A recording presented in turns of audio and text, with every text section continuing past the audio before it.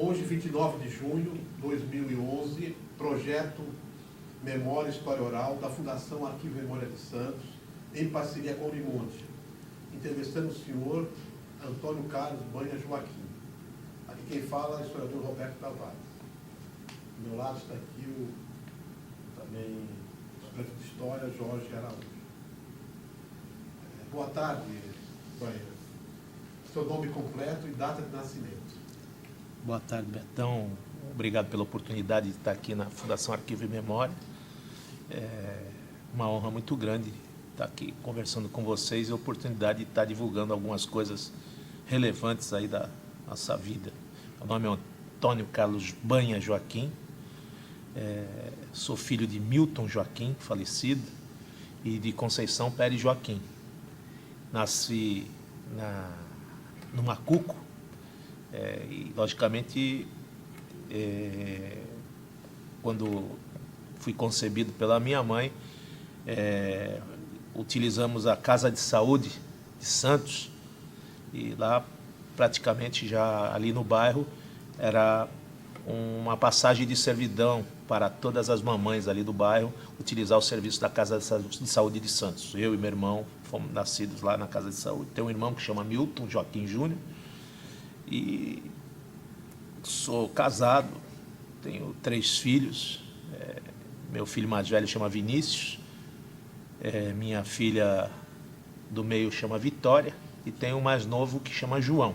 Minha mulher chama Maria de Fátima, minha mãe que está viva, e graças a Deus, Conceição. Nasci na mesma casa, na rua Professor Torres Homem, 279, e moro até hoje na mesma rua onde nasci. Só mudei de casa. Nasci na 276 e hoje moro no 279. Nasceu em que ano? Eu nasci em 26 de maio de 65. Estou com 46 anos e vim de uma família de uma infância muito humilde, né? Morava num bairro humilde e tinha daquela antiga classe média, mais média para baixa, né? Meus avós vêm de uma família de estivadores. Meus avós eram estivadores, minha avó costureira. Nas horas vagas, o meu avô era pescador. Nos alimentamos, naquele tempo tinha muitas chácaras no Macuco. E a minha família, alguns tinham chácaras, outros nos serviam com qualquer tipo de atividade explorada. Era muita vacaria, também tinha, e tinha naquela oportunidade plantação de machucho, né? Plantação de hortifruti granjeiros, e ovos que eram dados lá. Então a família se cotizava, né? E minha avó veio de Mugimirim, casou com 16 anos com meu avô, por parte de pai. Meu avô, ele era filho de português e veio a falecer. Meu pai perdeu seu pai quando tinha 2 anos de idade. Aí minha avó casou novamente. Após mais um ano, minha avó casou com outra pessoa, já estava com 18 anos, 19 anos. Minha avó casou com outro estivador. E graças a esse estivador, que foi o avô que eu conheci, eu tive o privilégio de ter 3 avós, né? 2 por parte de pai e 1 por parte de mãe. E esse avô foi uma das pessoas mais queridas que eu tive na minha vida. E em homenagem a ele deu o nome do meu filho João, que meu avô chamava João Rodrigues Ferreira, um dos fundadores do sindicato da Estiva. Foi fundador do Hospital dos Estivadores. E hoje jamais esperaria estar na posição de parlamentar para estar defendendo aquele Hospital dos Estivadores e trazendo esse próprio novamente para a cidade. O seu avô João, ele era descendência que era? Ele era caiçara. Ele nasceu no bairro Chinês e depois morou muitos anos chamava lá Bocaina, Rio Branco, aquele caso lá da Ilha de Ana, né? A mãe, família muito pobre, vendia banana, né? A mãe tinha seus filhos, vinha até a base do lado de cada, atrás da alfândega de Remo, deixava ia até a Santa Casa, tinha o filho, depois voltava o filho para o sítio. Então ele veio, morou no sítio muitos anos, ficou no bairro Chinês e seguiu sua vida como estivador. Era ensacador, depois virou estivador, graças aí às recomendações. Naquele tempo tinha muitas recomendações, me lembro até hoje que meu avô falava muito de Atier Jorge Cury, e foi um dos grandes colaboradores para a história da minha família, principalmente meu avô, possibilitar entrar na estiva foi com uma carta de reivindicação do Atier Jorge Cury. E qual era a profissão do seu pai? Meu pai, ele é petroleiro, aposentado, trabalhou muitos anos na Petrobras, mas começou também numa família muito pobre, começou muito novo, muito jovem, foi office boy da Grant, agência de navegação Grant Shipping, naquela oportunidade, e depois saiu da Grant para ingressar nos quadros da Petrobras. E até aposentou pela Petrobras por invalidez, né? Meu pai teve algumas, naquela época, em Cubatão, tínhamos problema de poluição muito grande, né? Unidades, foi considerada Cubatão a cidade mais poluída do mundo, e teve doença, ocasionou doenças profissionais. Ele tinha síndrome de edema de Quincke, ele fechava a sua respiração, até a unidade que ele trabalhava fechou, foi fechada, né? E depois ele aposentou, depois de 25 anos de trabalho prestado na unidade, ele aposentou por invalidez. Nós éramos muito conhecidos ali na região do Boqueirão também, porque minha família, um dos fundadores do Boqueirão, era o dono do Anhangá, o seu Luiz Pereira Domingues, que é tio da minha mãe, e meu tio já era uma pessoa também de uma certa idade, e meu pai, nas horas vagas, o ajudava, junto com a família, para tocar. Ele não tinha filhos, então tocar o empreendimento, o negócio que era muito grande. O Anhangá é uma casa tradicional, um restaurante tradicional do Boqueirão, que por mais de 60 ou 70 anos ficou aberta ali no Boqueirão e fez história. Então, toda essa ligação comercial foi ali que dei meus primeiros passos, entregando pizza, lavando pratos, fui balconista, ajudava na feira, estudei minha vida toda. Comecei, naquele tempo tinha um parquinho, mas eu tinha uma professora muito querida. Eu não entrei no parquinho, como se chamava, porque ali tinha a Olívia Fernandes, sempre existiu. Minha mãe me preferiu colocar numa professora particular, para o pré, falava muito pré-primário, né? Com quem que você fez o pré-primário, né? Eu fiz o pré-primário com uma pessoa tão querida, tão maravilhosa, a professora Guiomar, né? Me deu um primeiro livro, eu nunca esqueço e passo até hoje para os meus filhos, né? Que era a história do Pequeno Príncipe.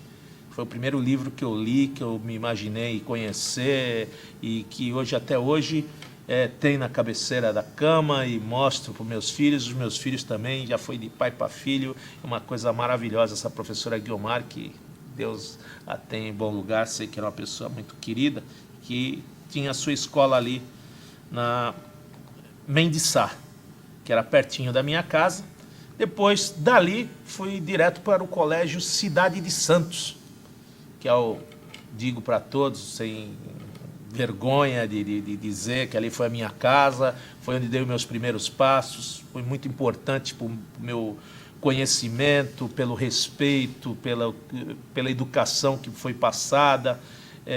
As pessoas que me acompanharam, lembro das pessoas que me acompanharam desde os primeiros contatos com os bancos escolares, da primeira série à oitava série. Fiquei 8 anos estudando ali, como meu irmão também. Às vezes pulava até o muro da minha casa para entrar no colégio, que é encostado. Encostado o colégio, a minha casa. E tive a felicidade de ter grandes professores, alguns deles vivos e alguns deles até atuando ainda na rede pública. Quero até dar um beijo grande, deixar registrado aqui, uma das professoras tão queridas, hoje é a diretora do Olívia Fernandes, Ana Marilda, que ela está na rede hoje municipal, diretora do Olívia Fernandes, foi minha professora no primário, e tem uma excelente memória, e brigo muito, luto muito pelas coisas da cidade, e a gente não pode esquecer as nossas origens, e estou sempre reivindicando melhorias. Até o colégio hoje passa por reformas, e a gente tem toda vez que passa por ali, tem tem uma saudade muito grande, aperta o coração, vem os momentos da infância. As ruas, no passado, eram ruas praticamente sem asfalto, nós tínhamos valas, né, a céu aberto, jogávamos futebol na rua, tínhamos jogos de todas as brincadeiras que tínhamos naquela época, outrora, não tínhamos esse momento que vivemos virtual, eletrônico, era um outro mundo, outra realidade. Havia, sim, nosso pai, nossa mãe, avós, muita fartura, não se faltava alimento. Graças a Deus, eu posso dizer que eu não conheço a fome. Vi muitos amigos precisando de alimento, conheci muitas pessoas que passaram necessidade, que nós no colégio levávamos banana dentro da mala para dar para os nossos amigos que não tinham.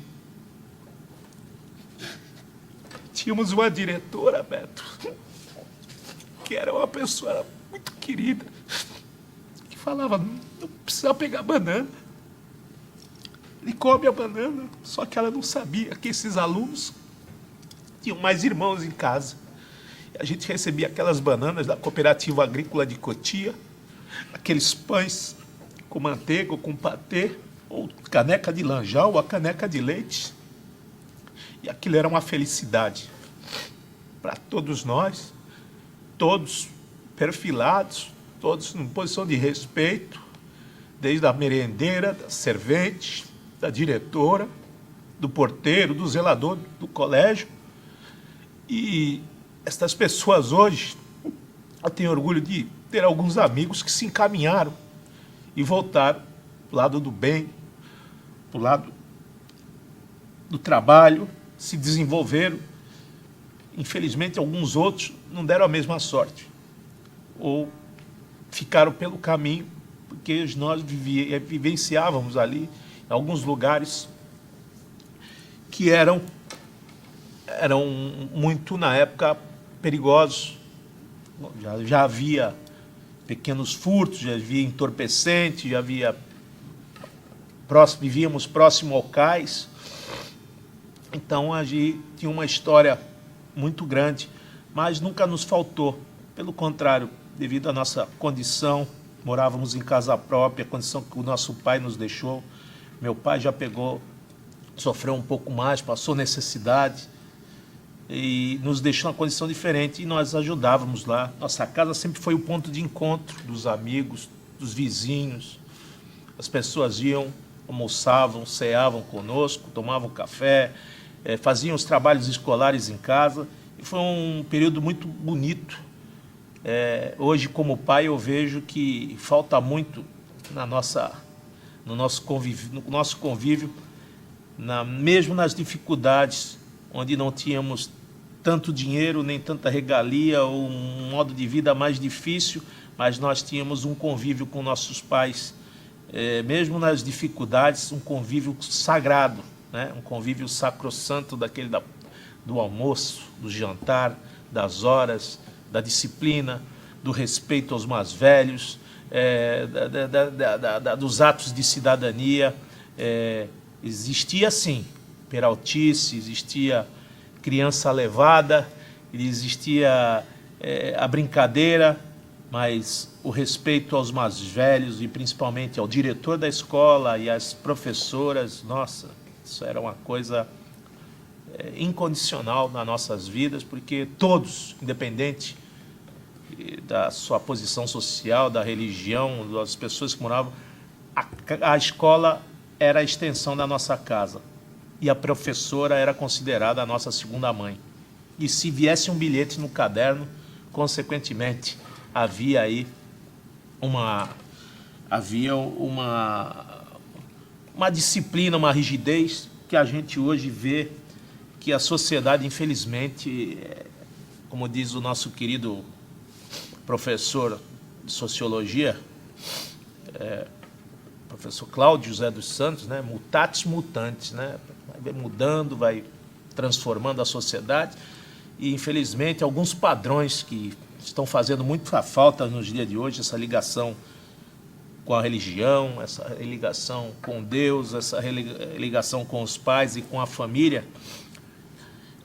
logicamente, acabam acarretando alguns transtornos que o Estado acaba sendo sobrecarregado devido a essa falta de educação, essas aulas de cidadania que nós tivemos com os nossos pais e com nossos professores, o respeito, o limite de tolerância, tudo isso era nos ensinado e, logicamente, toda a cortesia, toda aquela beleza de a gente ver uma pessoa idosa levantarmos para dar o lugar no ônibus, ou um simples gesto de atravessar uma senhora pela rua, aos poucos, nesse mundo capitalista, nesse mundo tão robotizado, a gente vai distanciando, por isso a gente vem a emoção de ver aquele carinho do tratamento da avó, do vizinho. Os vizinhos praticamente conversavam na porta das casas, no período noturno, existia o juizado de menores às 10 horas da noite, cavalaria que passava pelas ruas, enfim, existia todo um padrão para aquela época, né, de respeito, de cidadania, de civilidade, logicamente que vivíamos momentos difíceis. Eu era criança, mas vivíamos num momento de mudanças, de embates, né? Ditadura, as pessoas mais velhas, a gente via que não tinha a questão da liberdade de expressão, acompanhamos alguns jogos marcantes, eu fico hoje a questão da Copa de 70, bem, apesar de menino, gravo muito aquilo, porque começamos a ter ali as primeiras cores na televisão, né? Chegamos a ver os jogos coloridos, isso grava na cabeça da criança, né? Então, lembro muito, vi em 73 o Santos ser campeão, um time que eu morro de paixão, sou associado, militante, apaixonado pelo Santos Futebol Clube. Joguei nas categorias de base quando jovem, depois joguei já como profissional no Jabaquara, joguei nos times da Várzea, de Santos, pratiquei esporte pela cidade, então a gente tem um... Como é que era os folguedos ali, os meninos ali, os jovens ali no bairro, como é que era? Os jogos brincadeira. Tinha antigamente aquela, já começava quando saía do colégio, né? A gente formava ali na rua uns joguinhos de futebol na própria rua, passavam poucos carros, né? Então formava na rua de terra, ou então tinha algum terreno baldio, se fazia o jogo, classe contra classe, daqui a pouco já fazia o jogo do Auxiliador à Destruição, que é perto de casa, contra o Cidade de Santos. Aí, ou então pegava o pessoal lá do Dom Pedro ou do Lourdes Ortiz para jogar com a Cidade de Santos. Tinha os campos do Jaú, os campos do BNH. Então depois começamos a frequentar aqueles campos. Aquilo era uma coisa, uma rotina já. Ou então as praias, a gente tinha muito futebol de praia antigamente. Jogávamos futebol na praia. A infância com o pai, né? A gente conhecia tanto, ia ao aquário, orquidário, andávamos de bonde, porque tínhamos as linhas de bonde. Eu lembro que meu avô recebia aposentadoria no Sindicato da Estiva, e a maior alegria era ir receber essa aposentadoria que ele recebia no caixa do sindicato. Então a gente ia de bonde até o Sindicato da Estiva e recebia, depois, garoto, como qualquer outro, precisamos ir na loja americana, que para nós aquilo era o máximo. Era um grande passeio, a gente andava só para andar na escada rolante, que era uma novidade, né? A gente ia na escada rolante da loja americana, comia um misto quente e tomava uma Coca-Cola e saía tudo feliz. Depois comia uma queijadinha na frente da loja americana, mandava o homem do realejo, tocava o realejo e pegava a sorte. E a gente achava tudo aquilo, era uma infância simples, uma infância tranquila, mas dentro dessa simplicidade, muito amor, muito carinho. Ia no cinema Brasília, lá na Pedro Lessa, hoje é um supermercado, via as sessões de domingo, porque domingo era mais barato, a gente via 2 sessões num domingo só. Então chegava às 14, ficava até às 18, porque a gente via o Tarzan e via qualquer filme que passava lá. E aquilo também marcou, ficou na nossa cabeça, né? E sempre tive como companheiro o meu irmão, ele é 2 anos mais velho que eu, mas andávamos aí em todos os lugares, graças a Deus, cabeça erguida. Nascemos ali praticamente num clube conhecido ali no bairro, ele existe até hoje, que é o Botafogo Atlético Clube. Meu pai é fundador daquele clube, foi na Torres Homens, perto de Carra, depois mudou mais um pouquinho mais para frente na Torres Homens, hoje é uma grande sede, que tem o Botafogo, foi um grande clube do esporte varziano também. E dali foi. Você faz o colegial aonde? Eu saí do Cidade de Santos, graças a Deus, e consegui entrar no Santa Cecília, Instituto Educacional Santa Cecília, já naquela época capitaneado aí pela querida Silvia, era nossa diretora, a Silvia Teixeira, e a nossa adjunta, a nossa Marilisa Grotoni. Ela já era diretora naquela época, né? Pegamos grandes professores, o professor Leite, que ainda dá aula lá, o professor Patela, professor Mono, professor Bebeto, o Bagdá, a professora Iracema, o professor Lara, que foi vereador comigo também, foi meu professor de matemática. Belíssimos professores. Fiquei lá, infelizmente, dali eu fui para ser patrulheiro do campus. Então eu tive que estudar à noite, no primeiro colegial, por opção minha. Meu pai, não, você tem que estudar. Eu falei, não, mas eu necessitava de uma atividade de trabalho. E sempre teimei com meu pai, nossas discussões se baseavam nisso, que meu irmão começou a trabalhar já com 18 anos, né? Sempre se dedicado aos estudos. Eu estudava, mas gostava sempre de ganhar o meu dinheiro, o meu sustento na atividade. Eu lavava o caminhão do feirante da porta da minha casa, ou desarmava a barraca na porta da minha casa. Depois fui entregar pizza para o meu tio num restaurante em H, e de lá conheci uma pessoa que me inscreveu no Centro da Amigo Menor Patrulheiro, que eu tenho honra muito grande de ter pertencido àquela instituição. Tive grandes professores, saudoso Amilcar, que foi diretor e presidente da instituição, o meu instrutor que nos ajudou bastante, está lá até hoje, o Severino, no campus, se encontra até hoje, e pratiquei dentro do campus várias atividades. Nós tínhamos lá atividade de escola de datilografia, mesmo assim, fazendo datilografia, ainda estudei na escola Hamilton de datilografia. Ali tinha atividades gráficas com o seu Toninho da gráfica no campus, aprendi algumas atividades lá. E meu primeiro emprego foi diretamente do curso ali, fui diretamente para Rodrimar. Rodrimar, Armazéns Gerais, comissária de despacho, Rodrimar e Eurobras. Saí logo no segundo mês, tive uma surpresa, né? Pensei, até, será que não agradei? Será que você transferiu? Não, você vai trocar a farda. Porque ali, logo de guardinha, já me contrataram como office boy da empresa. Então eu tive uma grande promoção e eu não posso esquecer disso nunca, porque meu primeiro emprego, primeira porta, a primeira oportunidade foi o campus, que até hoje eu vou lá, fui paraninfo de diversas turmas, tive alguns amigos, hoje tem até um amigo da minha época, um contemporâneo que é promotor de justiça, e a gente sempre vai lá para rever os amigos, para incentivar essa juventude, dizendo que todos nós temos um sonho. Esse sonho tem que ser perseguido, e aquela casa é a casa realmente dos sonhos, a casa que você pode e deve ter, tem a oportunidade, tem a orientação e, logicamente, os primeiros passos. E se existe um primeiro emprego hoje, o campus nos proporciona tudo isso, até o acompanhamento pedagógico, psicológico, dentário, médico. Hoje tem informática, aula de inglês, de espanhol, e é uma instituição que eu respeito e prezo e tenho honra de levar os meus filhos sempre lá. dizendo que ali foi o começo de tudo.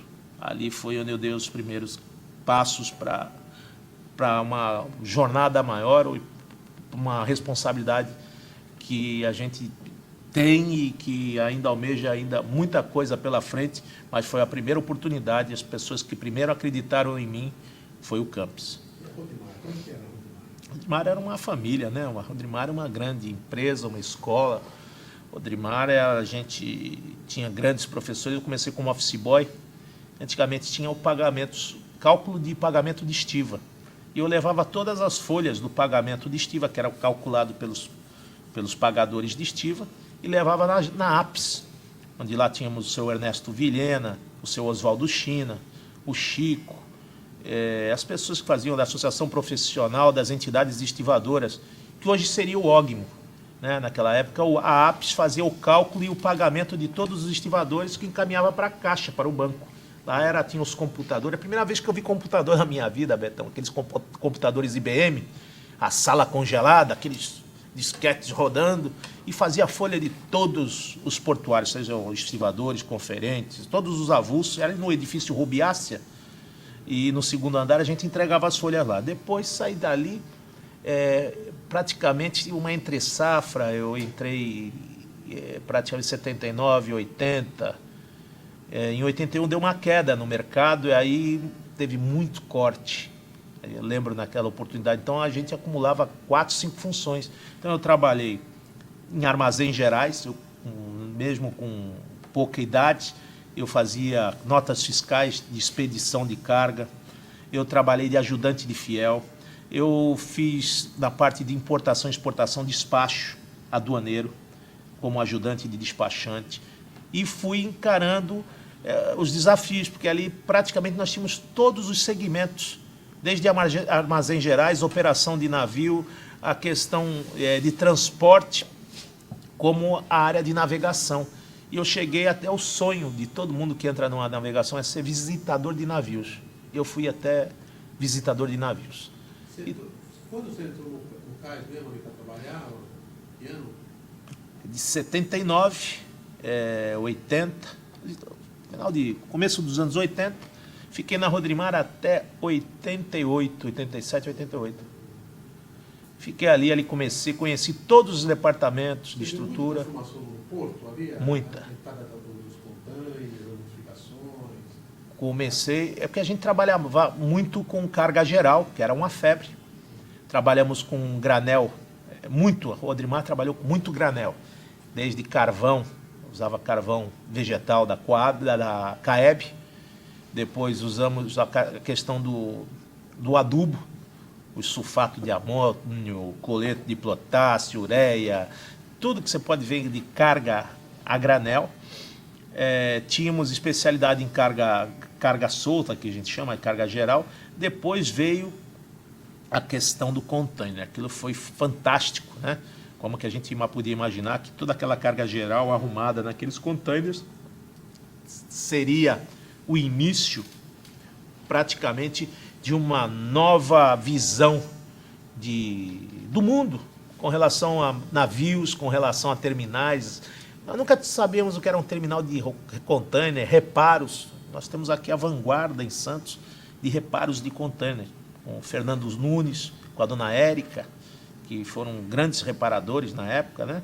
E grandes escolas, né? O seu Nilo, o seu Lelo, que era o dono da Rodrimar, depois veio o Aguinaldo Rodrigues, que era médico, e foi um dos donos, o Celso Greco, que hoje está no comando da Rodrimar, o Wilson Megali, que é um dos diretores também, foi meu patrão. Eu fui office boy de umas maiores cabeças pensantes aí desse porto, em questão de operação de navio e de planejamento de carregamento de granéis, que foi o Ivaldo Vaz dos Santos, conhecido Cabeça, né? Ele trabalhou muitos anos na Eurobras, praticamente sua vida toda, eu fui office boy dele, e de lá aprendi, fui para a navegação, tive vários professores na escola da navegação. Saí de lá por um convite da Companhia Siderúrgica Paulista, porque aí vinha a minha ligação com o esporte. O querido Mário Reis, que era diretor da COSIPA, e havia naquele tempo uma disputa muito grande, uma rivalidade muito grande dos jogos da indústria. E como a gente já tinha um know-how e a Cozipa estava ali expandindo o seu porto, poucas pessoas tinham essa tarimba no contato, né, essa experiência no contato com navios. Sabia do mercado de aço, produzia aço, mas na hora da exportação, da importação, do planejamento, do carregamento ou das tratativas comerciais, havia uma limitação. E eu fui contratado lá pelo nosso querido Brancato, que era o chefe do porto, hoje está na Concais. Brancato foi meu, Flávio Borges Brancato, foi meu chefe lá na Cozipa. Paulo Braga, Mauro, o Mauro também foi meu supervisor. E tenho muitas saudades da escola que foi a Cozipa, né? Porque a gente fazia praticamente toda a cadeia de produção. Via o aço ser feito, via as bobinas serem elaboradas, via o transporte dessas bobinas até o costado do navio, embarcávamos e víamos o destino dessa carga até ao país de origem, o destinatário final.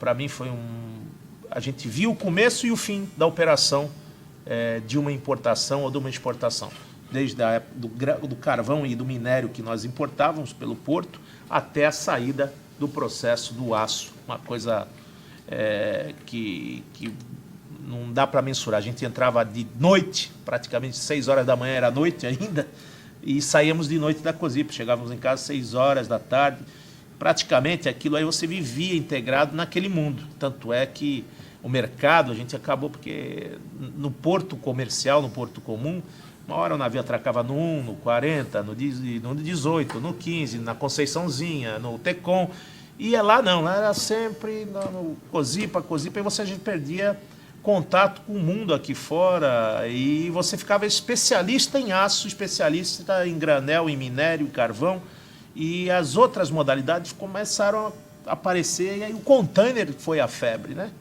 Depois eu saí de lá, que houve aquela questão da privatização da Cozipa, e a expectativa era que eu fui sair da Rodrimar para ir para a Cozipa para ganhar 8 salários a mais do que eu ganhava na Rodrimar. Era uma coisa absurda. E fui também pelo fomento do esporte, porque praticava karatê, já era faixa preta de karatê, da escola do professor Shinzato, né?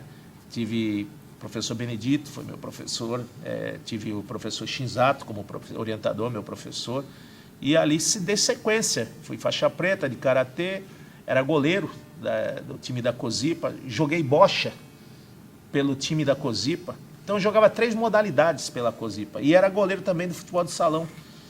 Então, e fui indo, tive a oportunidade pelo Mário Reis de entrar na Cozipa e fui fazendo escola ali, fiquei praticamente uns 7 anos lá, 8 anos, foi em 91, de 87 a 91, eu fiquei na Cozipa, que em 91 veio a questão da privatização e veio o desligamento. E o mercado tinha mudado naquela oportunidade. O que se pagava na Cozipa, o que se pagava fora da Cozipa depois, eu fui sair da Cozipa para receber 4 vezes mais do que eu ganhava na Cozipa. Os salários fomentaram a questão da privatização. Os salários achataram. E com esses salários achatados e com a privatização, houve o plano de desligamento voluntário. Eu era jovem. Então, peguei todo aquele incentivo naquela oportunidade. Eu falei, puxa, nunca ganhei tanto dinheiro, porque ganhava 40%. 5 salários de referência, 40%, e pegava o desligamento, e ainda tinha, né, não sei se tinha nessa época o seguro-desemprego, não me recordo, acho que ainda não tinha seguro-desemprego, mas eu consegui, com 40%, me estabelecer e fui convidado para trabalhar no Grupo Dixon. Trabalhei muitos anos no Grupo Dixon, que tinha Stinave, Dixon, trabalhava com firmas de empilhadeira, agência de navegação, na atividade de visitador de navios, encarregado já, supervisor de operações dessas empresas. E na Stinave, lá, era uma subsidiária da Dixon, fiquei uma grande parte da vida e depois fui trabalhar 5 anos num terminal de contêineres, que era de um diretor do Grupo Dixon, que montou a Uniport. Então, era terminal de containers vazios, reparo de containers e, logicamente, dentro do terminal e reparo desse container vazio, eu fiquei durante 5 anos aí nesse terminal. Quando saí do terminal, fiquei como autônomo um tempo, trabalhando em 2 atividades. Vendi muita... Eu vendia ouro em casa, né? A gente comprava algumas peças de joias. Então, no meu período, à noite, eu vendia ouro, peças, joias, e, logicamente, esse material era em consignação de uma grande empresa, uma pessoa que me ajudou muito, não sei se posso citar aqui o seu nome, não estou fazendo propaganda, foi a realidade, eu devo muito a essa pessoa querida, uma pessoa que acreditou. Foi um momento muito difícil da minha vida, Miguel Morales, do Ouro Sul, uma pessoa que eu tenho um carinho, um apreço, uma admiração, porque todas as suas peças, eu não tinha como, é um produto muito caro, muito elaborado, e você precisa ter é como ter uma carteira e uma vasta exposição de material, seleto, né, de diverso, seja brinco, correntes, pingentes. Então aquilo, eu comecei a fazer aquela atividade para me sobrar tempo para fazer atividade política, porque eu não tinha tempo. Quando fui convidado, fui convidado na época pelo professor Arthur Rivot, que são meus padrinhos, né? Oswaldo Justo e Arthur Rivot.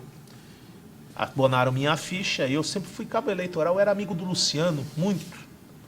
O Luciano, filho do Justo, uma pessoa muito querida, nós tínhamos aí uma ligação muito grande, de escola, de juventude, os seus primos, Ronaldo Justo, o Rivaldo já era mais velho, mas Ronaldo era uma pessoa muito querida. E o Comitê do Justo era em frente ao RH. Comitê do Justo, isso. O Comitê do Justo era no Carioca, no Silvares. E lá, o pessoal do comitê almoçava todos os dias no RH.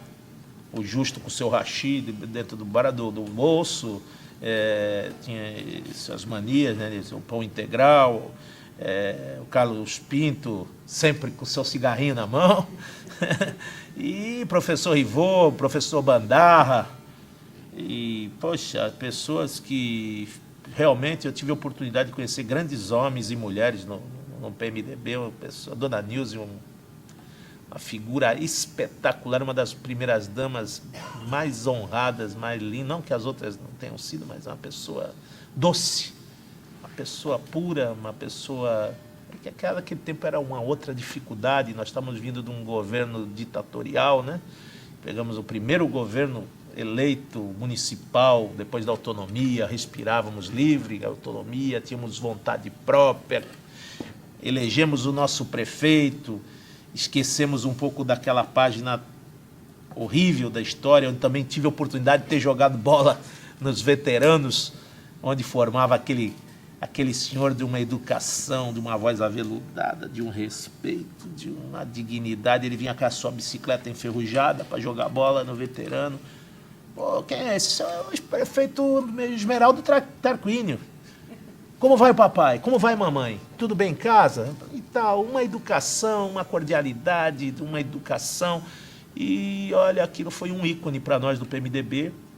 Sua morte foi muito lamentada, contestada, porque uma pessoa de um gabarito, de um know-how, de um conhecimento, de uma pureza d'alma, de uma simplicidade muito grande. E trabalhei de cabo eleitoral sem saber o que era cabo eleitoral. E foi uma disputa ali depois foi ser meu professor, Rubens Lara, foi meu professor na faculdade, né, pouco conhecia, e ficou aquela coisa, né? Atravessava a rua. Todos os dois eram clientes do ANH, o Justo e o Lara.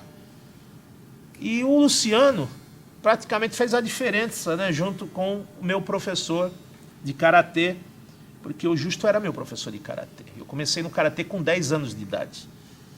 Então, o Justo deu aula para mim, como o professor Benedito, como o professor Shinzato, e o Shinzato, o Justo, com toda aquela discussão, foi o maior gerente de cidade que nós tivemos na região metropolitana. Se existia uma figura de gerente da cidade, o prefeito naquela oportunidade era considerado o gerente da cidade, né? O grande administrador, ele batia na porta, ele acordava o pessoal, dava um despertador às 6 horas da manhã, fazia reunião da madrugada, e todo aquele seu padrão, né?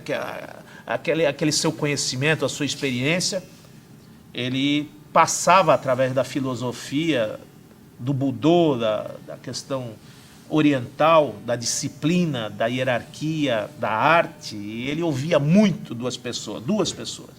Logicamente, todo mundo tem direito a falar 5 minutos. Ele falava meia hora e decidia, aquela coisa dele. Mas ele tinha um carinho e um apreço muito grande e justo pelo Dr. Kikuchi, um grande professor de alimentação natural, um homem que vive da natureza, e o mestre Shinzato foi o seu grande mestre, o grande professor, que na sua simplicidade, no seu conhecimento, um homem que veio de um país que veio de uma guerra, serviu a guerra no Japão, sustentou seus 8 filhos, todos os seus 8 filhos formados, e foi a maior referência do karatê no mundo, e principalmente na América do Sul e América Latina, onde ele foi o pioneiro, trouxe o karatê do Japão, ele e mais 2 professores, para o Brasil. Foi precursor do karatê na Argentina.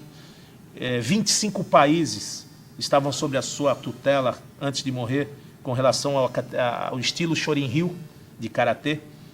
E esse mestre formou mais de 12 mil alunos faixa preta ao longo da sua vida. É uma pessoa que a gente tem um carinho, um respeito, foi meu segundo pai. Então tudo isso corroborou para que a gente, naquele momento, todos nós do karatê apoiássemos o justo. Paulo Silvares foi nosso professor de karatê, foi secretário de esportes depois. Então a gente vê muita gente. Rony Dutra fez karatê, falecido Rony Dutra, fez karatê com a gente. Adilson Gonçalves fez karatê. O Anésio Borges fez karatê. Odair Gonzalez fez karatê com Shinzato. O juiz Cleone Aguiar fez karatê com o mestre Shinzato.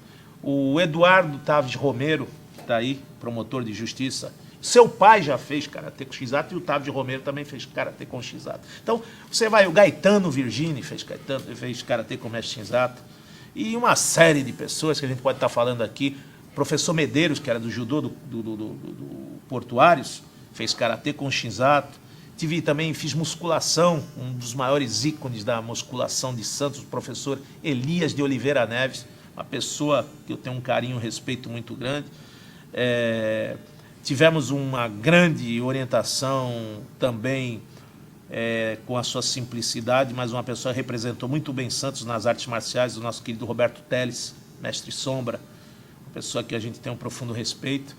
E assim vai, o Arasaki, que foi um mestre de judô, que ensinou judô ao mestre Shinzato.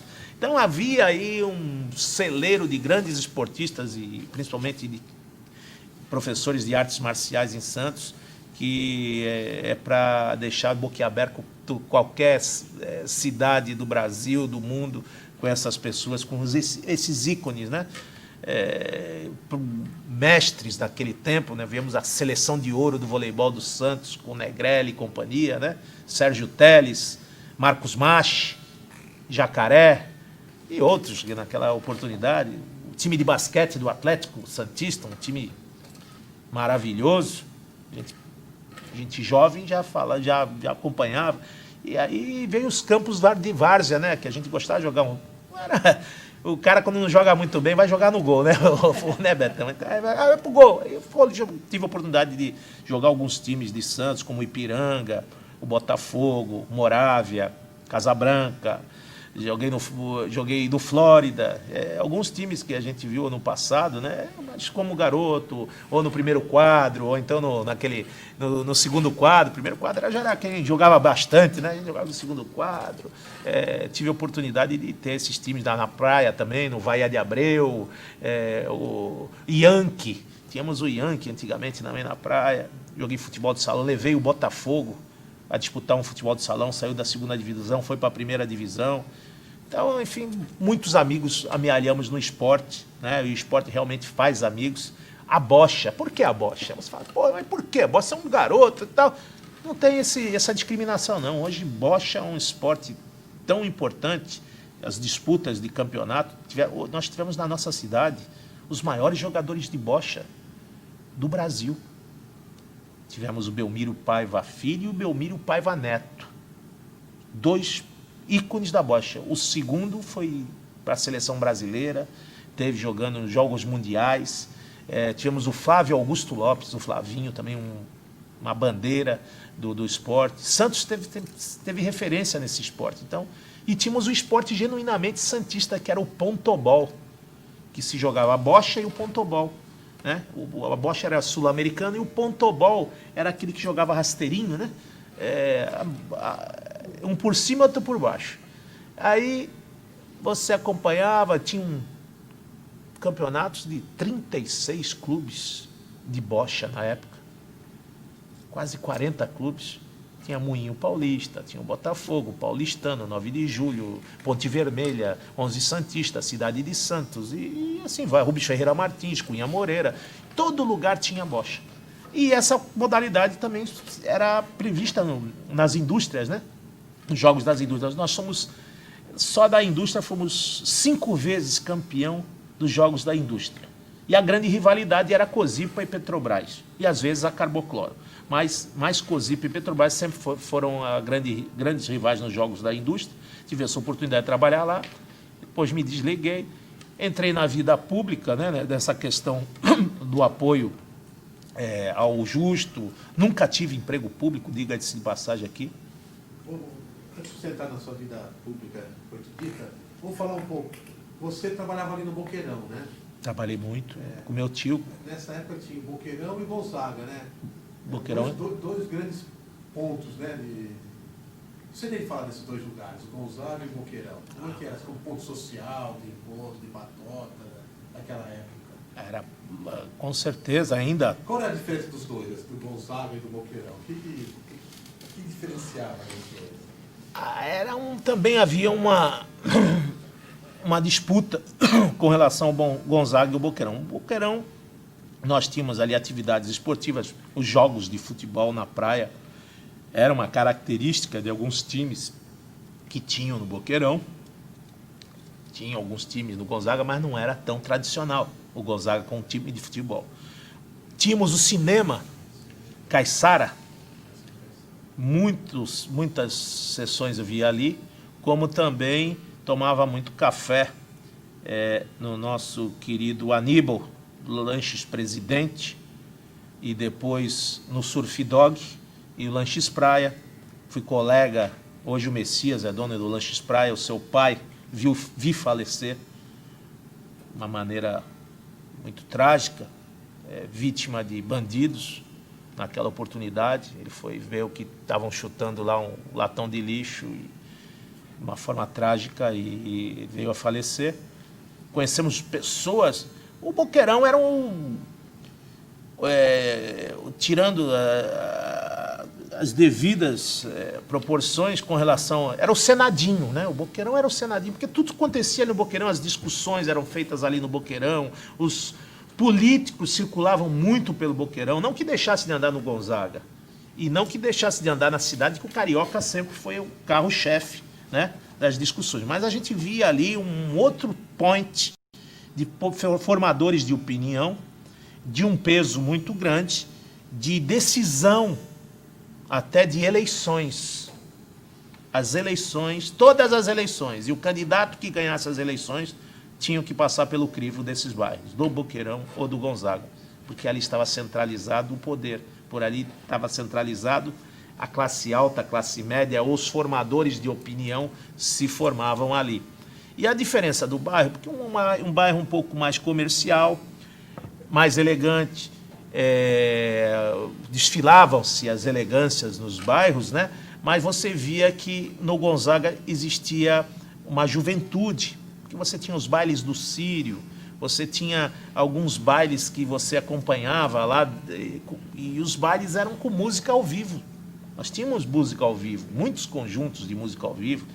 Depois tínhamos uma outra época que nós tínhamos ali casas de discoteca muito suntuosas, até para a oportunidade. Tínhamos a Loft, tínhamos a Zoom, lembro até hoje do saudoso baile da Cebola, no segunda-feira, no Atlântico, né? Tinha o Atlântico com seus bailes, tinha o Cabos e Soldados na terça-feira, quarta-feira Drops, quinta-feira Sírio,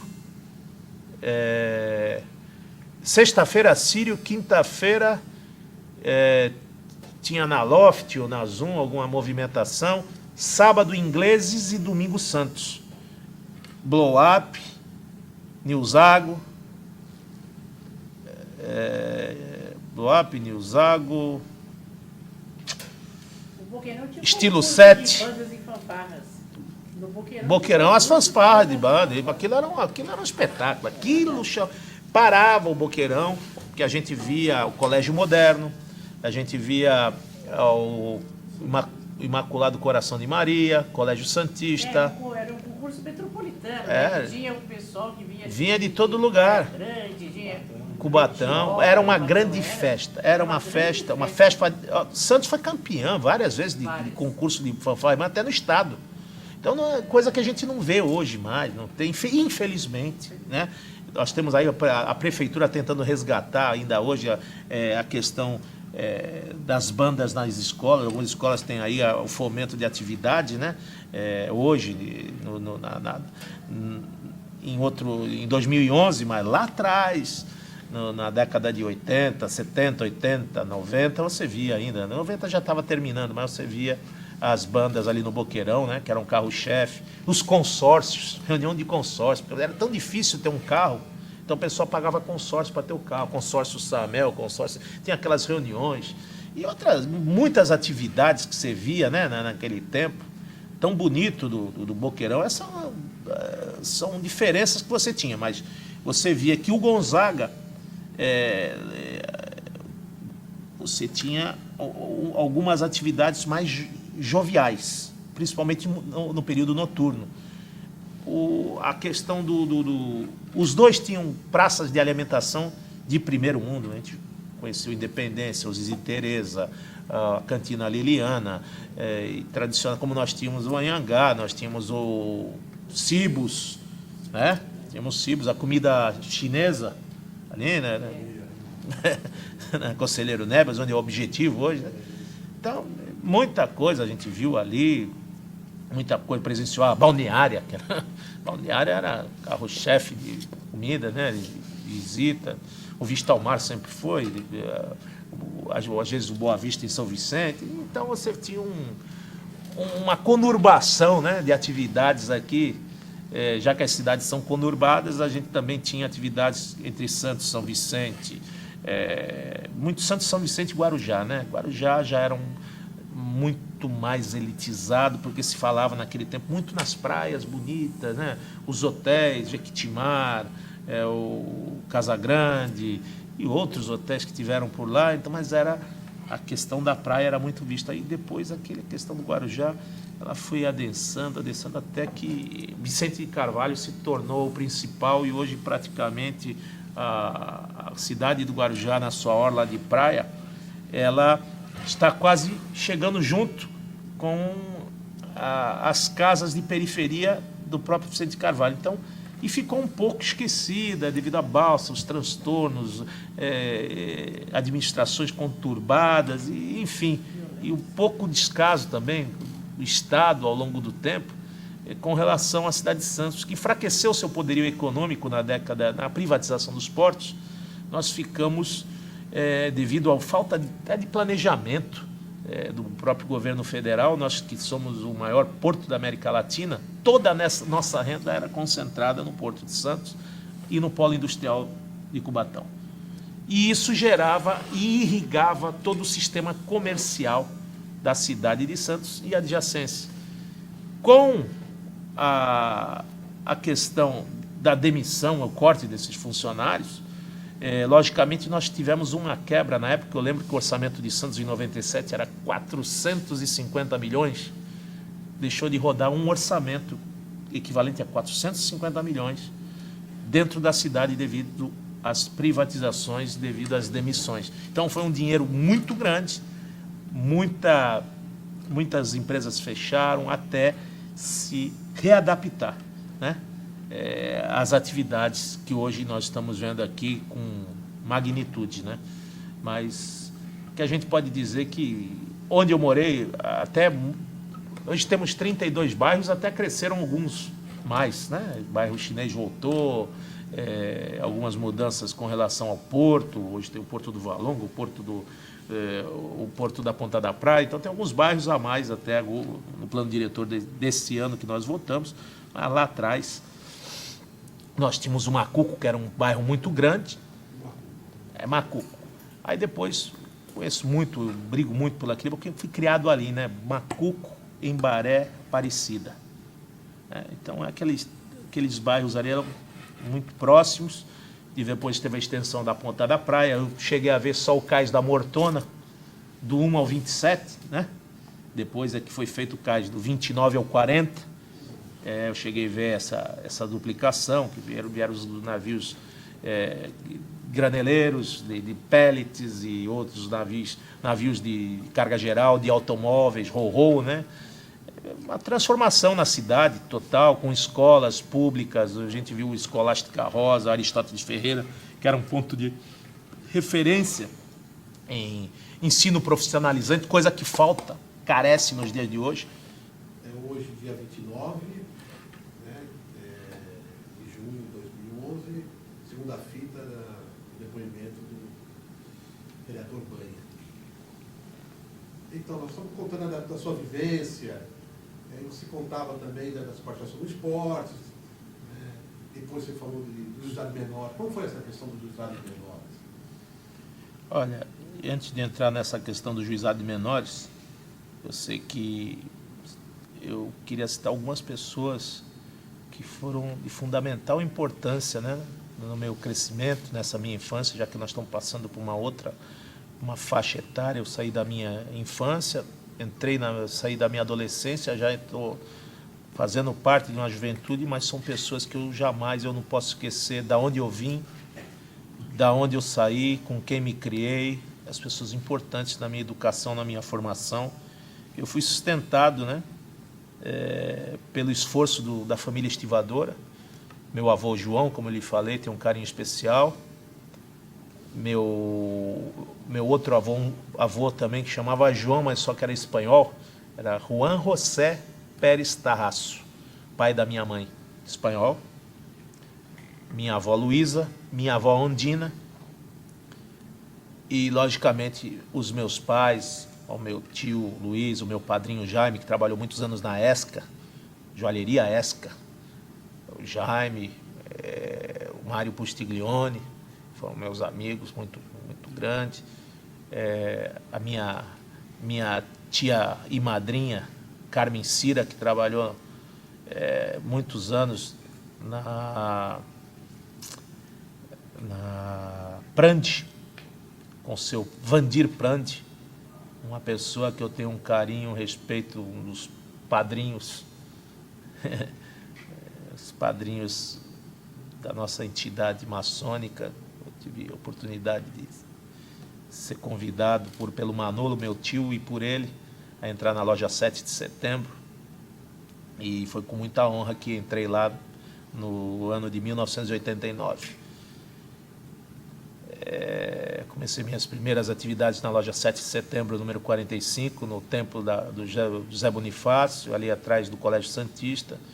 E ali tivemos ali, na plenitude, grandes professores, onde aprendemos ali a compaixão, a caridade, a misericórdia, o auxílio ao próximo, com professores maravilhosos, com entidades renomadas até hoje, como o Albergue Noturno, onde nós ajudamos muito, uma casa que tem mais de 130 anos, o Albergue Noturno, Anália Franco, do Candário Santista, e várias entidades aí mantidas e conveniadas, que têm o amor e o carinho dos nossos irmãos da maçonaria. E essas pessoas que eu deixei aí relatado fizeram parte da minha vida. Minhas tias, a Vilma, a Cira, o Manolo, o Jaime, enfim, citando nomes, esquecendo ninguém. Minha família, nós tivemos uma base familiar muito sólida, muito unida. Nossa família era muito, tanto é que todos os finais de ano o Anhangá fechava e nós participávamos da nossa ceia dentro do restaurante Anhangá, toda a família reunida, com o seu Luiz, que era meu tio, o tio da minha mãe, né? E a gente sente muito saudade desse tempo.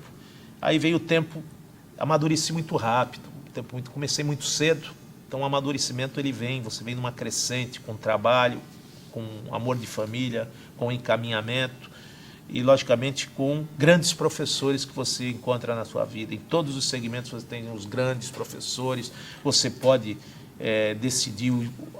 A bola propulsora para mim, o caminhamento profissional foi o Campes, depois do Campes foram as agências de navegação, a própria Companhia Siderúrgica Paulista, a COSIPA. Enfim, a navegação foi minha vida até hoje, 30 anos de trabalho. Eu estou com 46, são 32 anos de atividade profissional. E sempre na área do segmento marítimo. Hoje presto consultoria a algumas empresas do segmento marítimo, presto consultorias em atividade de direito público, tenho uma empresa de publicidade também, sou formado no Luiz de Camões como técnico de publicidade e propaganda. Ali no Luiz de Camões foi quando eu tive que sair do Santa Cecília para entrar no Luiz de Camões para estudar à noite, e fiz um técnico profissionalizante para poder seguir minha trajetória nas minhas atividades profissionais. E ali conheci pessoas maravilhosas como o professor Taici, como o Ludovico Labruna, enfim, uma série de professores ali maravilhosos que me deram oportunidade. O Mietek Mazaki, que era o diretor do Luiz de Camões, né? E ali, a diretora Elza, o José, que era o diretor também da escola. Então, uma passagem muito bonita pelaquela escola. Saindo de lá, e nas nossas atividades, fui convidado, com 21 anos, a integrar os quadros do Juizado de Menores. Era conhecido como os Águias, né? O grupo dos Águias, o Juizado de Menores. Tínhamos lá o Amilcar, que foi meu chefe no Campes, o Nilson Pérez Domingues, que era o chefe do Juizado de Menores, o Pedro Narciso Filho, que era um outro comissário-chefe, e entrei pela mão do juiz menor, um dos maiores juízes que eu conheci na minha vida, uma sensibilidade, de uma simplicidade, que foi o meu querido amigo, meu irmão, Clineu de Melo Almada. Uma pessoa querida, uma pessoa doce, uma pessoa que tinha uma sensibilidade tão grande. E se nós temos hoje avanços no processo de adoção, de sindicância, nós devemos ao Clineu, porque tinha essa sensibilidade, e aos professores. Eu tive aula de sindicância com Derossi José de Oliveira, com professor Ariosto Guimarães, Salvador Sanches, Adalberto Marques, enfim, um número, doutor Orestes de Figueiredo Lira, pai do Rodrigo de Figueiredo Lira, que hoje é presidente da Ordem dos Advogados. Então, pessoas maravilhosas. O Rodrigo foi meu colega, comissário, comigo no Juizado de Menores. E outras pessoas, se a gente pode se elencar aqui, eu vou cometer até injustiça das pessoas que faziam parte, porque nós éramos divididos em grupos de sindicância.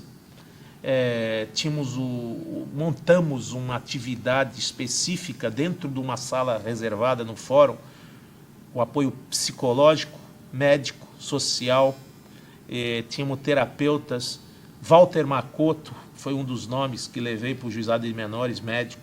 Oswaldo Chiarati Fernandes, Dr. Mohamed, uma equipe de médicos maravilhosas que faziam plantões espontâneos, gratuitos, para que toda aquela população carente pudesse ter uma assistência, um preventivo, uma orientação, pessoas vítimas de estupro, né? Que nós não tínhamos casas ainda especializadas em atender essas pessoas, e aos poucos fomos estrutando um trabalho voluntário. Chegamos a ter 400 comissários de menores naquela oportunidade. Tínhamos as rondas noturnas, né, que fiscalizavam, a gente via o carro do juizado, olha, menor de idade, não pode, até as 10 horas não pode, você tem que chegar 10 horas em casa, que o pai e a mãe já determinavam. Então, olha, o juizado vai passar, então já entrava, já se recolhia, tinha aquele respeito, né? E eu jamais ia imaginar que um dia ser comissário de menores. Fiquei lá durante 10 anos colaborando no Juizado de Menores, passei também por todas as etapas, desde o plantão de domingo, de sábado, na rodoviária ou dentro das dependências do juizado, as rondas noturnas, a chefe de equipe no Juizado de Menores, trabalhei em sindicâncias para adoção, sindicâncias de acompanhamento de menores delinquentes, e, enfim, busca e apreensão desses menores. E foi um aprendizado muito grande. Para mim, foi a maior lição da minha vida, foi ter trabalhado esses 10 anos no juizado, porque eu vi tudo, quase tudo e de tudo, problemas de entorpecente, problemas de vítimas de maus tratos, vi problemas de mães muito jovens, vi problemas de educação, problemas de falta de base de educação, assaltos, delinquência, prostituição infantil, cárcere privado, uma série de crimes e requintes de crueldade que jamais pensava e que existia determinados tipos de delito. E comparei e vi, atuávamos até como ouvintes e psicólogos, entre aspas, não usurpando da função do psicólogo, mas ouvíamos bastante as agruras e necessidades das pessoas. Tínhamos um número muito grande de casas de prostituição dentro de Santos, tivemos problemas de encaminhamento com a questão da AIDS destas pessoas, e o juizado foi uma escola e tanto, para, principalmente, né, num momento difícil que a gente vê os nossos jovens e adolescentes numa idade dessa. Eu, no início da minha juventude, com 21 anos, andando numa linha, mas sabendo que aqui era o bem e aqui era o mal. Aqui existia problema, aqui não tinha problema, mas precisamos viver todos numa união, numa harmonia, num respeito, na humildade, para que o progresso mútuo pudesse acontecer e, aos poucos, ir aí acompanhando o ritmo dessa juventude. Fui convidado também pelo Dr. José Henrique Arantes Teodoro, que foi presidente do júri de Santos, e o Dr. Marcos Ribeiro de Freitas já estava de saída, e entrando o Dr. Borba, eu fui membro do júri com 21 anos. Nunca me esqueço, Beto, eu tremia, eu não sei como tremia. Eu fui lá, como vou escolher o meu primeiro júri. Nossa Senhora, eu vi são tantas as pessoas que foram escolhidas. O meu primeiro júri o mais jovem era eu. E pessoas de uma intelectualidade, de um conhecimento vasto, até professores de universidade, juristas famosos, ou estudantes, né, de universitários. Muitos advogados até rejeitavam alguns estudantes de universidade, né, para causar polêmica na escolha do júri, negava esse, escolhia outro. Professoras. Meu primeiro júri foi com os meus colegas de júri, foram Paulo Bueno Wolff, João Paul, Célio Brandão, professora Rosinha, e mais Reinaldo Salgado, que hoje é jornalista, e mais um outro professor de matemática, agora não me recordo, não sei se foi Silvio Andraus, né? Professor de matemática, Silvio Andraus. E foi maior, o júri durou 12 horas, era meia-noite, ainda estava dentro do fórum, e eu, puxa, só escutei assim: preste atenção, que vai ficar tudo bem, você vai no final, você sabe o que é certo e o que é errado. E é aquilo, né, você está mexendo com as vidas, né, você vai ali condenar ou absolver, encaminhar ou penalizar, prender ou soltar. Mas aí você vai discernindo, ouvindo os embates, os debates, as colocações, as provas. E ali acho que foi ali que foi a primeira vez que me apaixonei pelo direito, né? Pelas universidades. Carecia de maior preparo, porque eu só tinha o técnico de publicidade. Aí comecei a fazer faculdade, fiz na Elis Administração, né, com grandes professores, o Tiri Júnior, Nívio Veloso, Lodovico Labruna, Iracema, uma série de pessoas maravilhosas, aqui dentro o professor Pepe, também é um cara maravilhoso. Depois da Hélice, eu comecei a fazer um curso de jornalismo em Santa Cecília, com o professor... fiz com a professora Renata, minha professora de português, com o professor... a gente chamava o professor Brinquinho, o Gerson Moreira Lima,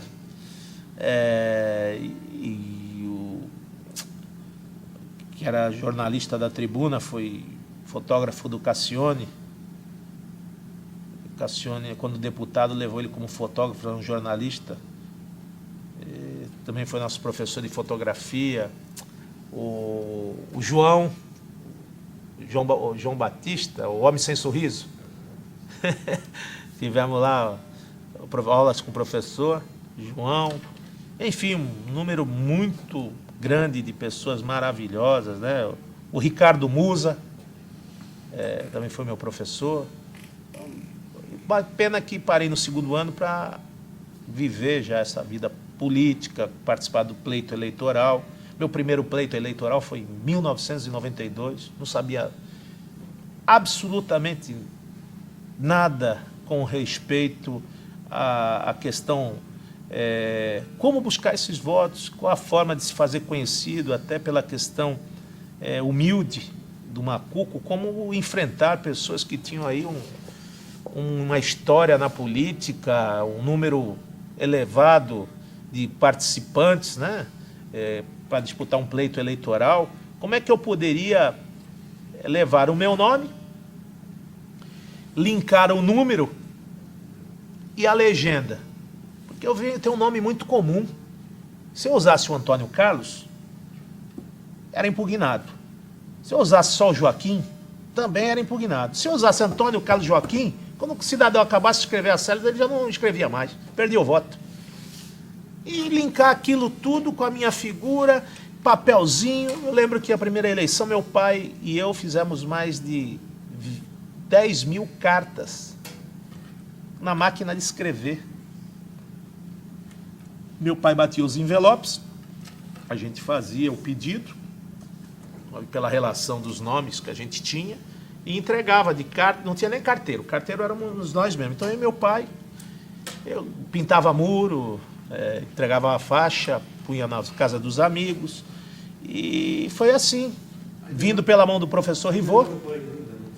O Banha foi ali mesmo, começou o Banha, porque poderia colocar o nome que você era conhecido. Então eu coloquei o Banha, ninguém tinha Banha, não existia e tal, e aquele Banha era o apelido do meu pai.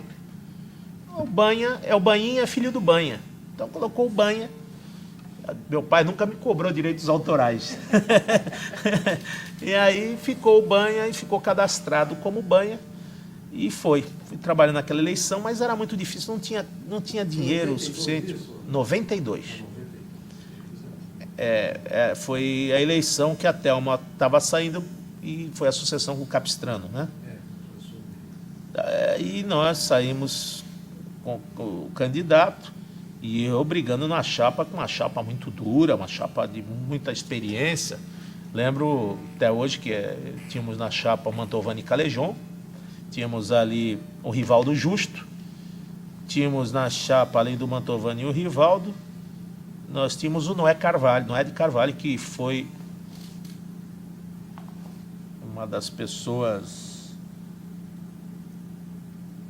mais importantes que eu conheci na política. Uma pessoa amiga, um homem cristão, kardecista, uma pessoa... Desde o primeiro... Nada é por acaso, né? Desde o primeiro dia que eu conheci o Noé de Carvalho, nós nunca nos falamos, conversamos sobre política. No diretório, quando ele migrava no PMDB. Quando cheguei na Câmara, eleito em 96 pelo voto popular, fui o 19º mais votado. Eu entrei junto com Mantovani, Thomas e eu. pela coligação pelo PMDB. O Noé já era do PMN, com Fausto Lopes, Constantino e o Noé Carvalho. Foi a primeira vez que eu vi um partido fazer 100%. Eram os 3 do PMDN e migraram junto com o PT e fizeram 100%. E o Noé Carvalho era o mais velho e eu era o mais novo. E sentei ao lado dele, sem querer, sentei numa cadeira e falei assim, garoto. Aí quem sentava aí era o Edmur. Eu posso sentar aqui do seu lado?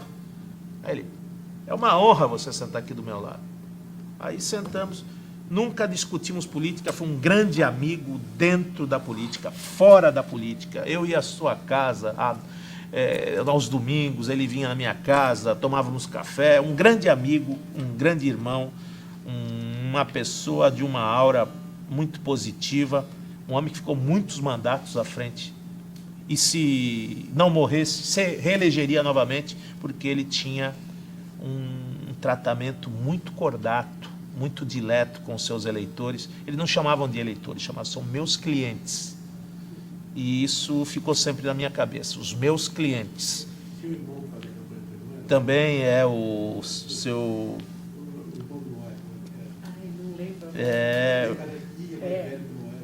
O velho, ele foi presidente do Sírio muitos anos, uma pessoa também de um carisma, o seu filho Alexandre, a sua esposa Elizabeth, não é Carvalho, que é uma pessoa maravilhosa. E a gente tem esse contato. Foi uma escola muito grande, porque tinha atualizado as suas fichas. Felício, irmão do Noé Carvalho, seu Felício. E também era membro da diretoria do Ilha Porchá, dos Mares do Sul. Então, uma pessoa tinha um contato muito grande.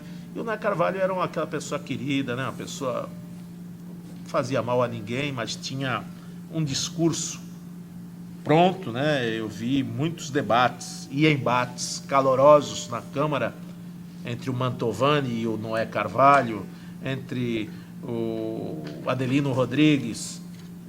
E o Oliva já existia? O Oliva, quando eu entrei, ele tinha perdido a eleição de 92 para 92, ele já era vereador e perdeu a eleição. E logo depois, o Manequinho Messias se elegeu, porque o Manequinho Messias era um dos seus assessores, né? Cabo eleitoral. Aí o Manequinho Messias se elegeu, o Martinho Leonardo também se elegeu naquela oportunidade. Eu lembro até hoje a primeira composição da Câmara, né? Marivaldo Ágio, que foi o presidente, o Thomas, o Martinho, o Zago, o Adelino, Cassandra, minha contemporânea, Sueli Morgado, Fausto Lopes. A Sueli já não estava mais. Sueli saiu candidata a prefeita. O Fausto Lopes, Mantovani, o Lascani, Constantino, Marcos de Rosses, Benedito Furtado. Benedito Furtado. E a gente viu uma série de pessoas ali que trabalhavam. Sua primeira eleição foi em 92? 92, fiquei de suplente. Foi, na época, para o PMDB, foi a revelação, porque praticamente ninguém me conhecia, né? Não tinha esse conhecimento político, eu não vim de lugar nenhum, nunca tive emprego público, eu não trabalhei em local nenhum. Foi da iniciativa privada, do comércio, da minha ligação com o esporte, com a ligação dos conhecimentos de juizado de menores e das pessoas que me conheciam, nossa família conhecida, assim, de comerciantes. Então, eu não tive um balcão público, não tive um palanque, não tive olha, você vai ser convidado como secretário ou como administrador. Não, eu vim do povo mesmo. Foi a sua primeira candidatura em 92? 92. Eu tive 1.051 votos. Se candidatou e ficou em primeira suplência, é isso? Fiquei de terceiro suplente. Sei. Porque morreu o Rivaldo Justo naquela oportunidade e o Fausto assumiu, o Fausto Lopes. O outro suplente era o Paulo de la Rosa. Depois vim eu. E depois vinha o Picuruta. E depois o professor Castilho. Você você assumiu como vereador em 92? De 92 a 96 não peguei nada, nem como suplente, nada. Fui trabalhar até em Paranaguá, na Facina. Montei uma firma para Facina em Paranaguá durante um tempo. E eu já era suplente, conhecidíssimo, na cidade e tal. Mas o porto estava ainda em baixa. Aí tivemos que expandir o segmento portuário. Eu trabalhei muitos anos para a família Facina, José Facina e Filhos.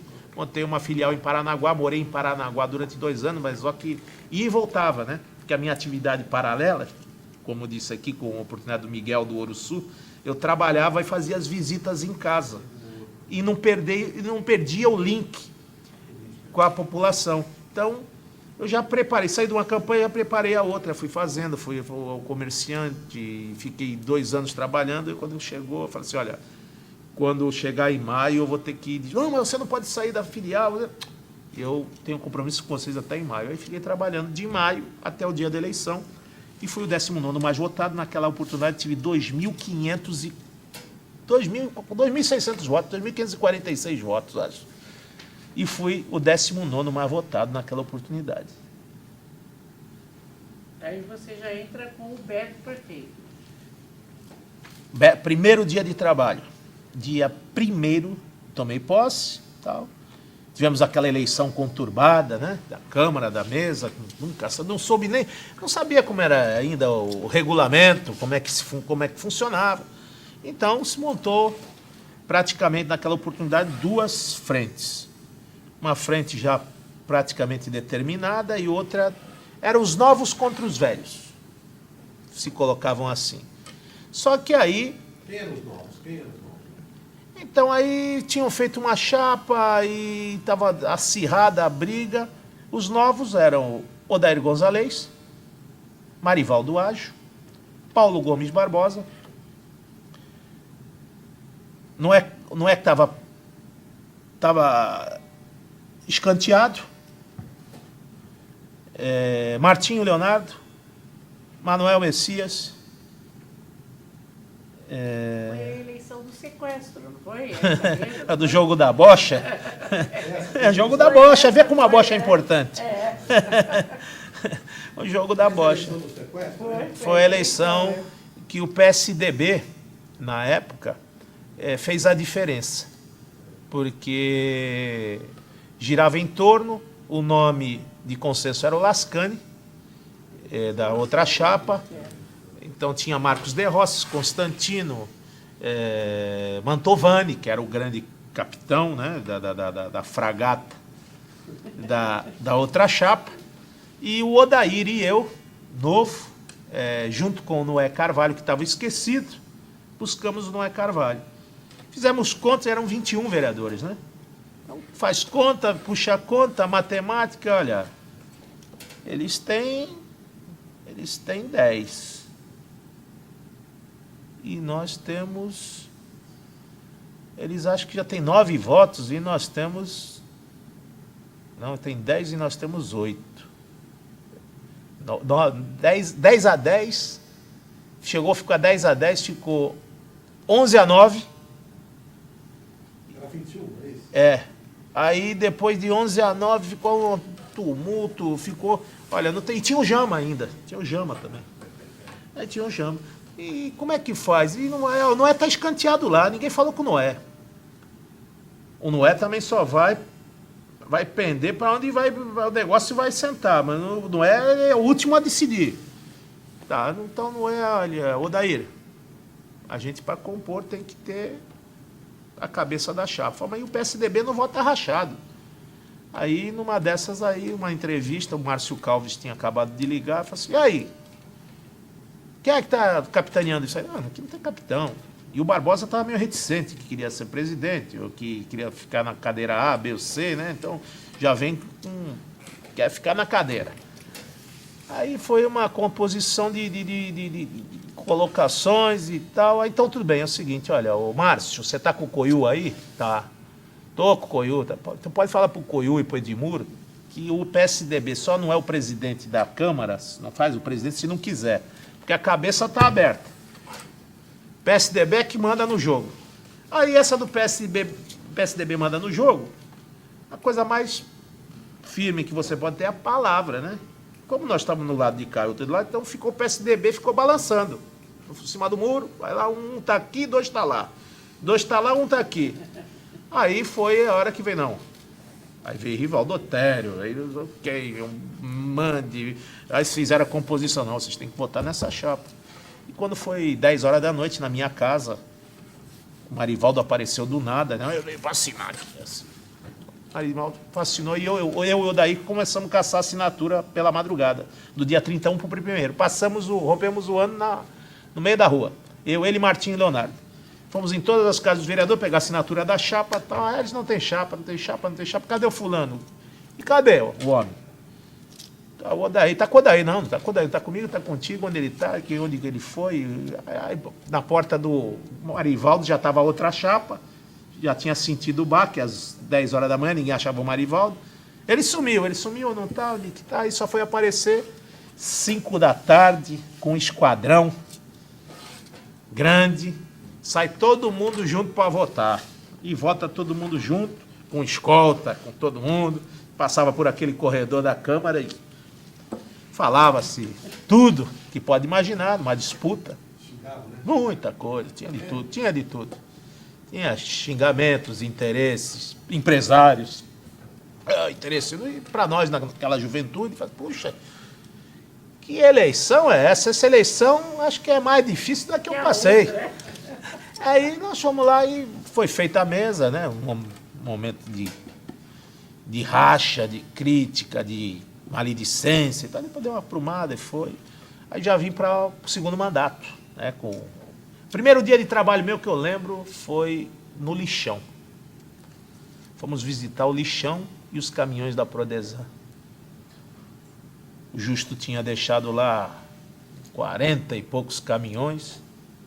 Desses tínhamos 15 e alguns já canibalizados, porque já sucateados, amontoados. O povo sofrido, não tinha equipamento. Foi uma mudança, né? Me lembro até hoje que a primeira votação minha e do Noé Carvalho foi até não, para não privatizar a Prodesan naquele momento. Não se podia privatizar a Prodesan só um pedaço, mas ela, ou como um todo. Foi uma posição política tomada. Eu falei, se eu tiver que votar contra o lixeiro, eu vou ter que rasgar meu mandato, porque a figura que eu tenho um maior carinho, respeito todas as posições, venho da família dos estivadores, onde praticamente fui sustentado dela, mas eu tenho pelo lixeiro um respeito, um carinho, o nosso vigilante sanitário de todas as horas, e eu declinei meu voto, não votei contra a categoria, não votei com a privatização, e foi o primeiro embate que tive com o governo Beto Mansur, e de lá fomos caminhando, e foi feito um bom governo, Beto se reelegeu, nós continuamos caminhando no segundo mandato, já mudaram aí vários presidentes e tal. Aí no terceiro mandato, para mim estava me faltando, porque eu fui um dos vereadores que mais representação no Ministério Público, até hoje, na história da Câmara, apresentei mais denúncias ao Ministério Público.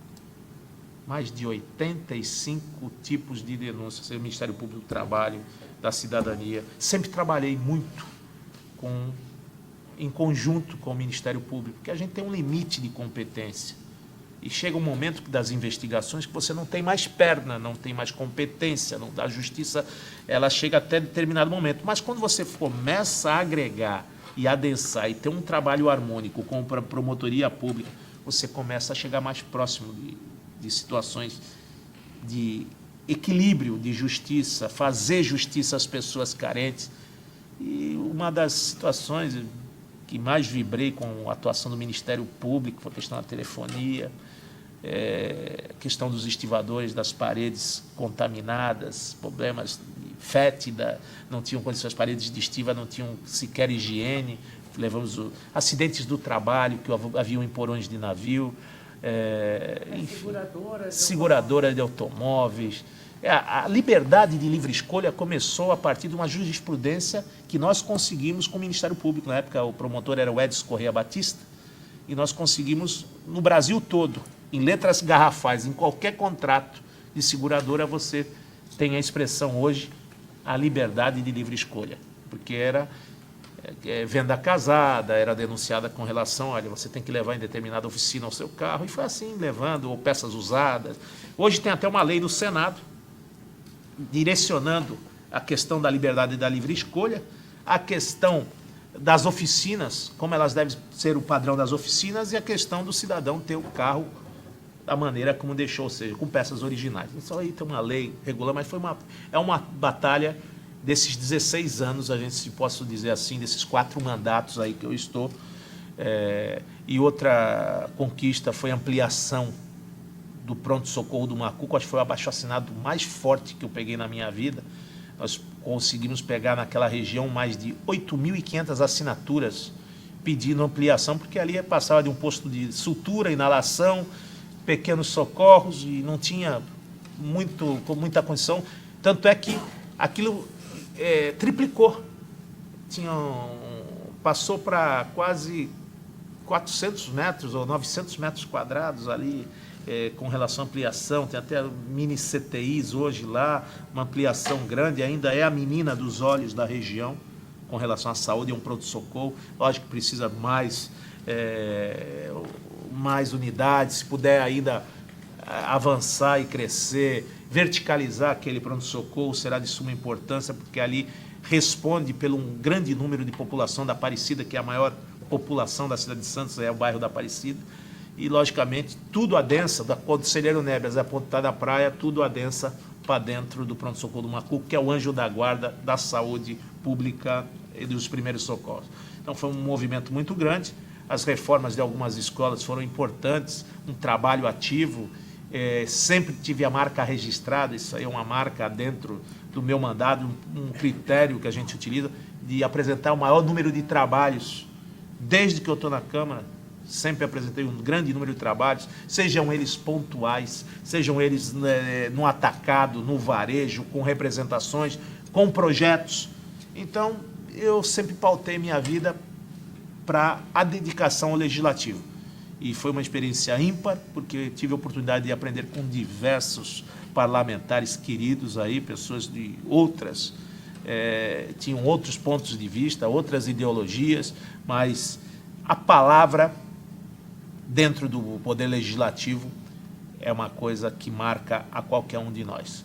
E independente da sigla partidária, independente da sua ideologia, foi uma coisa que eu sempre me comprometi com meus pares, foi com relação à palavra dada. Compromisso assumido é compromisso cumprido. E isso eu sempre pautei na minha vida pública. Acordo foi feito para cumprir.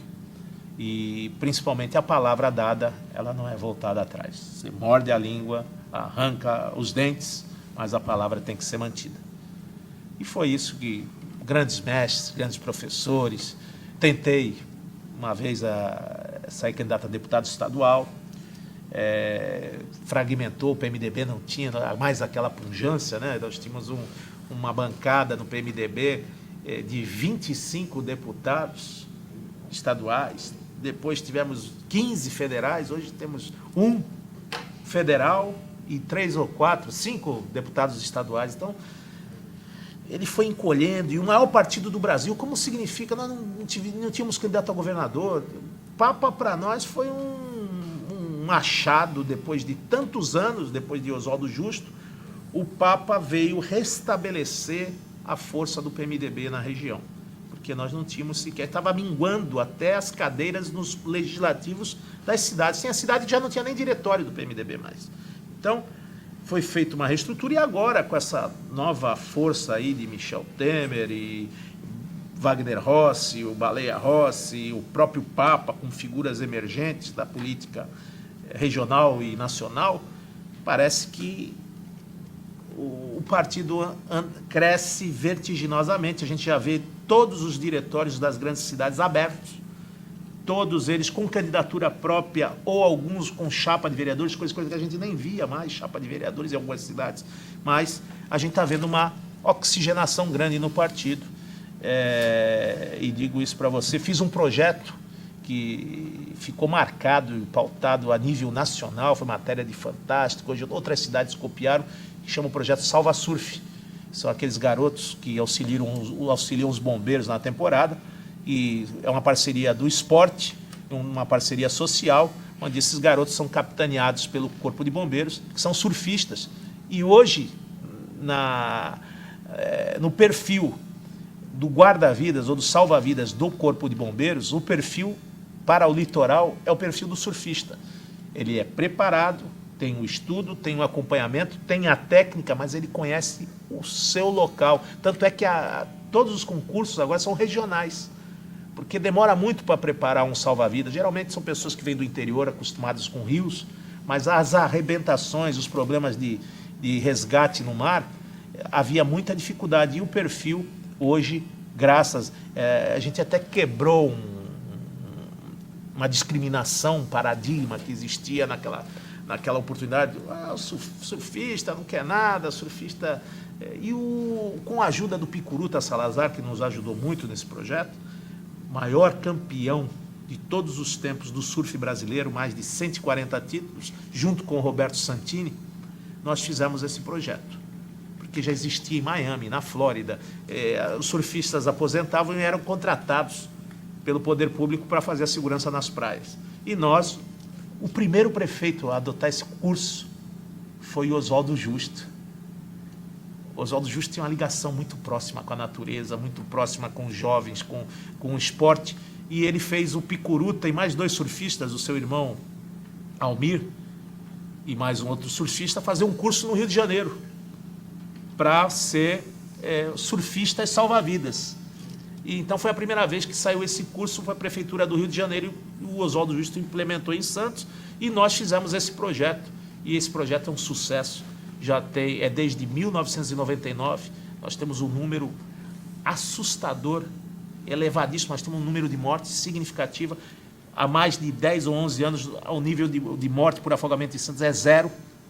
E a gente sabe que a dificuldade do Estado em contratar salva-vidas é muito grande, porque o Estado não tem, em todas as praias do litoral norte ou litoral sul, não tem como acompanhar devido às dificuldades de contratação, a lei de responsabilidade fiscal, e uma questão de problemas. As prefeituras, junto hoje com a Petrobras, encamparam o nosso projeto com o guarda-vida temporário, que é contratado pelas prefeituras, mas o projeto